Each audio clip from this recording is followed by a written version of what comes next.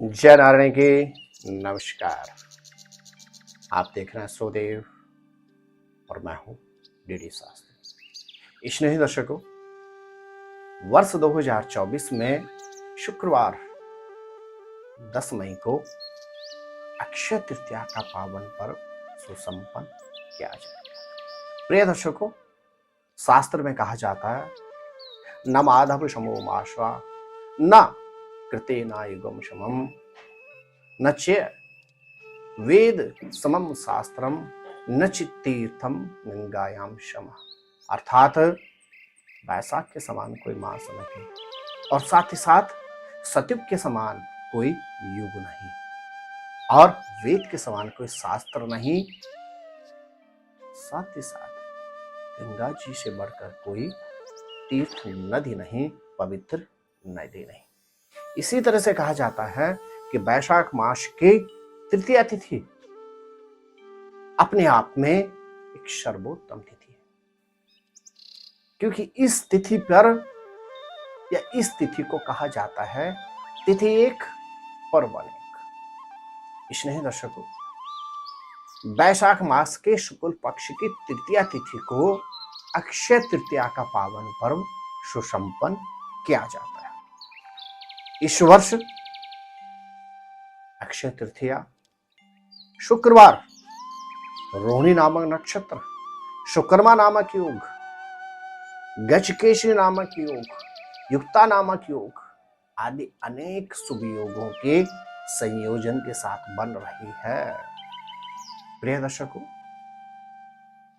वर्ष 2024 के यदि हम बात करते हैं तो तृतीया तिथि शुक्रवार 10 तारीख को प्रातः 4:18 से प्रारंभ होगी और दिन पर्यंत रहेगी। इस दिन रोहिणी नक्षत्र का शुभ संयोग भी बन रहा है प्रातः 10:47।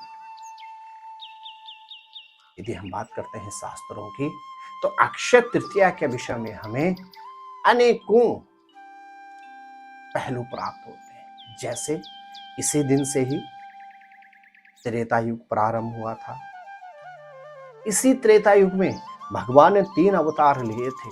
सबसे पहले 52 अवतार, परशुराम अवतार और साथ ही साथ श्री राम अवतार। इसी दिन भगवान ने नर नारायण का रूप भी अवतार भी लिया था। प्रिय दर्शकों, अक्षय तृतीया के दिन ही बद्री केदारनाथ यमुनोत्री की यात्रा भी प्रारंभ होती है। प्रिय दर्शकों, और यहीं से पवित्र 4 धाम यात्रा प्रारंभ होती है। प्रिय दर्शकों, यदि हम बात करते हैं अक्षय तृतीया की तो इस दिन वृंदावन में बांके बिहारी जी के मंदिर में श्री विग्रह के चरणों के दर्शन होते हैं। अन्यथा वर्ष पर्यंत इन चरणों को वस्त्रों से आच्छादित किया हुआ रहता है और आपको वस्त्रों के ही दर्शन होते हैं। प्रिय दर्शकों, अक्षय तृतीया के दिन ही भगवान श्री कृष्ण ने अपने बाल सखा सुदामा के जीवन में मूलभूत परिवर्तन कर दिया था। अर्थात वह स्टोरी जो हमें महाभारत में मिलती है, वह स्टोरी हमें जो अनेक धर्म पुराण ग्रंथ में प्राप्त होती है कि भगवान श्री कृष्ण ने सुदामा के हाथ से जो प्राप्त किए हुए तांडुल थे उनको स्वीकार करके श्री कृष्ण जी ने सुदामा के जीवन को पूरी तरह से परिवर्तित कर दिया था। प्रिय दर्शकों, वहीं अगर हम धर्मशास्त्रों की बात करते हैं, इस दिन कुबेर देव को ऐश्वर्य प्राप्त हुआ था और इसी तिथि में अक्षय तृतीया पर्व जो कि मां पार्वती को समर्पित है, यह सुसंपन्न किया जाता है। इसी पवित्र तिथि में महाभारत का युद्ध समाप्त हुआ था और इसी दिन मां गंगा स्वर्ग से अवतरित हुई थी। अक्षय तृतीया के विषय में हमें अनेकों विशेष भगवान के अवतार या महत्वपूर्ण कार्यों के शुभ समाचार प्राप्त होते हैं। प्रिय दर्शकों, इसी अक्षय तृतीया तिथि पर भगवान श्री कृष्ण से पांडवों को अक्षय पात्र प्राप्त हुआ था। और यदि हम बात करते हैं इसी अक्षय तृतीया अर्थात वैशाख शुक्ल तृतीया के दिन मां अन्नपूर्णा की जयंती अर्थात मां अन्नपूर्णा का जन्मोत्सव भी हुआ था। और प्रिय दर्शकों, यही नहीं, इसी वैशाख मास की तृतीया तिथि, वैशाख मास के शुक्ल पक्ष की तृतीया तिथि को द्वापर का भी समापन हुआ था।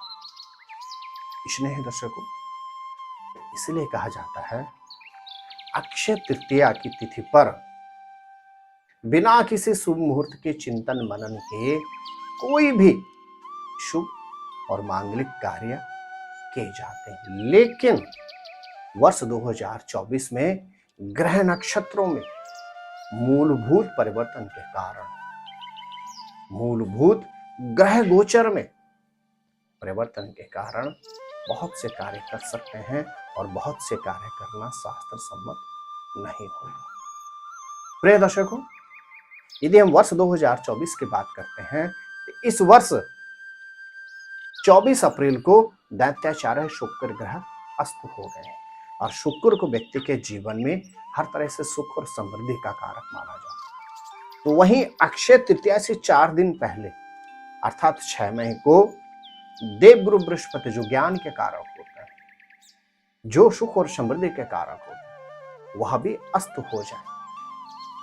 और जब यह दोनों ग्रह जो सुख समृद्धि वैवाहिक जीवन के कारक होते हैं, वैभवता प्रदान करते हैं, इनके अस्त होने के कारण वर्ष 2024 में अक्षय तृतीया के दिन आप कोई भी मांगलिक कार्य यदि करते हैं तो यह शास्त्र सम्मत नहीं होगा। प्रिय दर्शकों, आज से निरंतर आपको अक्षय तृतीया से संबंधित कुछ न कुछ रोचक जानकारियां और साथ ही साथ इस विषय पर आपको निरंतर आपसे चर्चा करूंगा और जानेंगे नित्य अक्षय तृतीया पर क्या कुछ विशेष उपाय करें जिससे आपके जीवन में भी सुख समृद्धि प्रसिद्धि उन्नति बनी रहेगी और आप भी वैभवशाली जीवन यापन कर पाएंगे। एक बार पुनः जय माता दी,